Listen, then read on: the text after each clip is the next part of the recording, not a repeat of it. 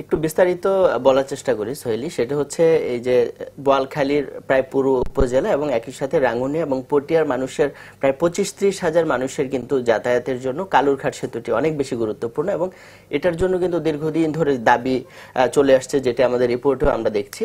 এবং এর কারণে কিন্তু এই যে মাঝখানে যে চট্টগ্রাম কক্সবাজার যে রেল লাইন প্রকল্প শুরু হয়েছে এবং চালু হয়েছে যেটি, সেখানেও কিন্তু কথা ছিল এবং দাবি ছিল যে এই রেল সেতুটি নতুন করে সেতু নির্মাণ করা, যেহেতু বর্তমান যে সেতুটি আছে সেটি 1931 সালে করা, অর্থাৎ প্রায় 93 বছর বয়স কিন্তু এটি, এবং মাঝখানে সংস্কার করে করে দীর্ঘদিন ধরে চালানো হয়েছে এবং সর্বশেষ এটি সংস্কার নিয়েও কিন্তু দীর্ঘদিন ধরে কথা ছিল, বিভিন্নমুখী কথা ছিল।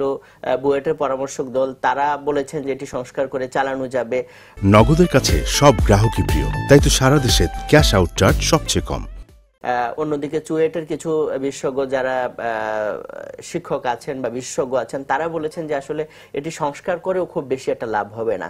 তো এর প্রেক্ষিতে আসলে কিন্তু সংস্কার কাজ সেটি চলছে এবং এটি চলার পরে সেটি তো গত প্রায় দীর্ঘ 8-9 মাস ধরে আসলে সংস্কার কাজ চলছে এবং যেটি বলা হয়েছিল মাসখানেক পরে এটি খুলে দেওয়া হবে, সেটি দীর্ঘায়িত হয়েছে, যার কারণে মানুষের দুর্ভোগ সেটি কিন্তু বেড়েছে। এবং যার কারণে আমরা দেখি যে আধুনিক যুগে যেখানে আসলে এই যে ফেরি বা এই বিষয়গুলো বাদ দিয়ে সেতু বা এই উন্নত যোগাযোগ ব্যবস্থার দিকেই যাচ্ছে, কিন্তু আমরা কালুরঘাটের ক্ষেত্রে ব্যতিক্রম দেখলাম যে সেখানে এসে আসলে ফেরিতে করে নৌকাতে করে চলাচল করতে হচ্ছে এবং এই কারণে দুর্ঘটনা ঘটছে। গতকালকেই একজনের মরদেহ কিন্তু উদ্ধার করা হলো।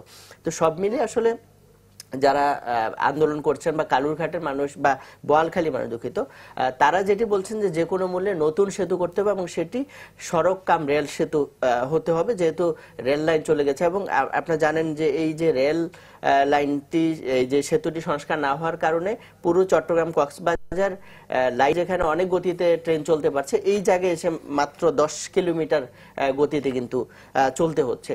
তো এমন বাস্তবতা আসলে যেটি দাবি যে নতুন সেতুর জন্য এটি নকশাও কিন্তু প্রস্তাব করা হয়েছে এবং একটি প্রকল্প এটি চূড়ান্ত অনুমোদনের পর্যায়ে আছে বেশ কয়েক হাজার কোটি টাকার।